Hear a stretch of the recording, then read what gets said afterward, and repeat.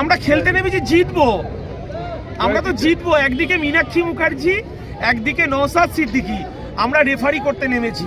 এবারে যে ফাউল করবে, নয় হলুদ কার্ড নয় লাল কার্ড দিকে মাঠের বাইরে বার করে দেওয়া। বাম জোট সমর্থিত আইএসএফ মনোনীত প্রার্থী বিশ্বজিৎ মাইতিকে জয়যুক্ত। আজকে কর্মীদেরকে দেখুন, এটা আমাদের রাজনৈতিক একদম ইনডোর কর্মী সভা ছিল। এই কর্মী সভা থেকে আমাদের রাজনৈতিক যে পরিকল্পনা, রাজনৈতিক যে এজেন্ডা, একটা নির্বাচনকে কিভাবে পরিচালনা করা হবে, আমাদের বামপন্থী নেতৃত্ব, আমরা আজকে সেই বার্তা আজকে কর্মীদের কাছে পাঠালাম। দেখা যাচ্ছে এখানে যিনি প্রার্থী হয়েছেন তৃণমূল কংগ্রেসের কাসিম সিদ্দিকী, তিনি বিভিন্নভাবে আপনাকে একেবারে মন্তব্য করছেন, তিনি একেবারে গত লোকসভা ভোটে আপনাদের পরিবার একেবারে বিজেপির হয়ে একেবারে প্রচার করছে, এমনই মন্তব্য করতে শোনা যায়। কীভাবে দেখছেন? দেখুন, উনি বামপন্থীরা যখন ঐক্যবদ্ধ হচ্ছে, ওনার মাথা খারাপ হয়ে গেছে। বামপন্থী আইএসএফরা যত রাস্তায় নামছে, ওনার মাথা খারাপ হয়ে গেছে। ঠিক আছে, উনি উল্টো পাল্টা বকছেন, কিন্তু ওনাকে বলি, উনি পীরজাদা পরিবারের সন্তান।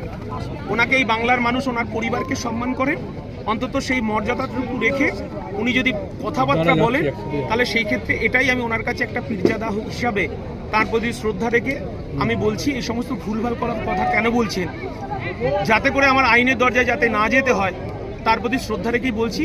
আপনি পীরজাদা মানুষ, আপনি ধর্মপ্রাণ মানুষ, আপনাকে এই বাংলার মানুষ আপনার পরিবারকে ভরসা করে, বিশ্বাস করে, আপনি সেইভাবে কথা বলুন, অন্তত রাজনৈতিক স্বাধীনতাটা বজায় থাকবে।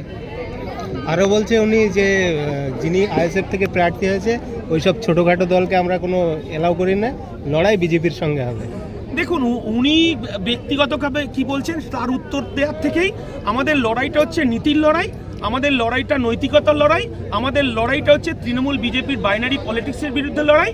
এবং 15 বছর ধরে এই বাংলাকে তিনি একদম সন্ত্রাসের বদ্ধভূমি তৈরি করেছে, নৈরাজ্য তৈরি করেছে, মা বোনেদের ইজ্জতকে বিক্রি করেছেন।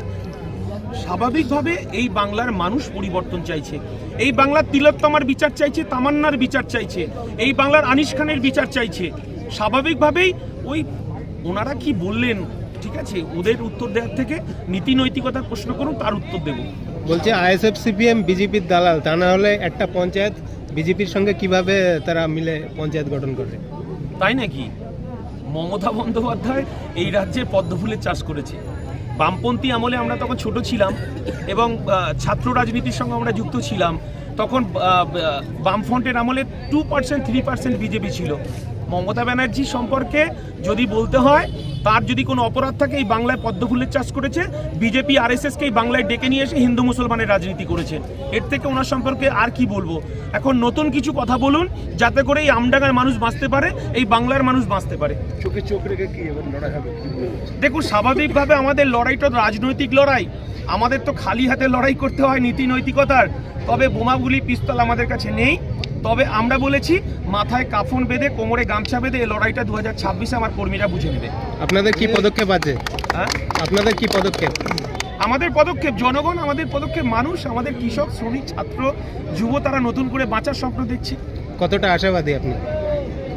আমরা খেলতে নেমেছি, জিতবো, আমরা তো জিতবো। একদিকে মীনাক্ষী মুখার্জি, একদিকে নওশাদ সিদ্দিকী, আমরা রেফারি করতে নেমেছি। এবারে যে ফাউল করবে, নয় হলুদ কার্ড নয় লাল কার্ড দিকে মাঠের বাইরে বার করে দেওয়া।